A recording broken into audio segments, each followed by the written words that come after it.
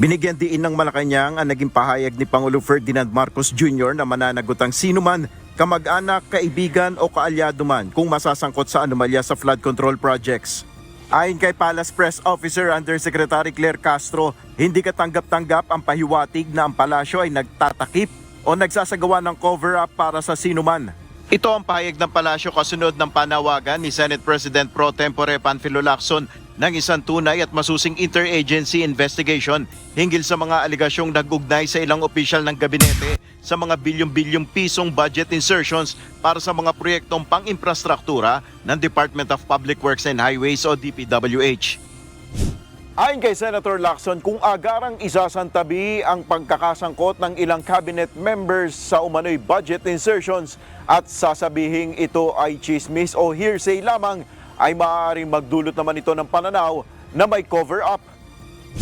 Ayon kay Yusek Castro, ang tinutukoy na umano'y Cabral's files na hindi pa napatutunayan o nabeberipika ng DPWH ay nananatiling hearsay. Ang pinag-uusapan lamang anya dito ay ang hindi pa beripikadong Leviste list. Dagdag pa ng opisyal, wala sa mga pahayag ng palasyo ang kumukwestiyon sa mga ebidensyang naunang natuklasan mula sa mga pagdinig ng Senate Blue Ribbon Committee na pinamumunuan ni Senator Lacson.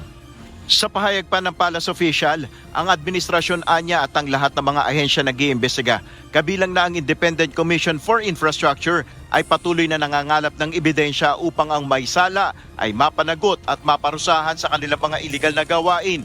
Dapat manaig palagi ang rule of law.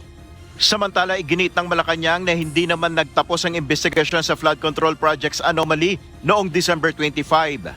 Sa ngayon anya, nakadetini na ang mag-asawang Diskaya na tinagurian ng ilan na bagong Napoles. Ayon kay Presidential Communications Office Secretary Dave Gomez, tiyak na may madaragdag pang makukulong sa pagpasok ng bagong taon. Ito naman ang pahayag ng kalihim sa gitna ng pagtuligsa ng ilang mambabatas at tinawag na biggest Christmas scam ang umano'y bigong pagtupad ni Pangulong Marcos na may makukulong na big fish sa korupsyon. Nel Maribuhok, UNTV News and Rescue. Diyos ang aming sandigan, serbisyo publiko ang aming pinahalagahan.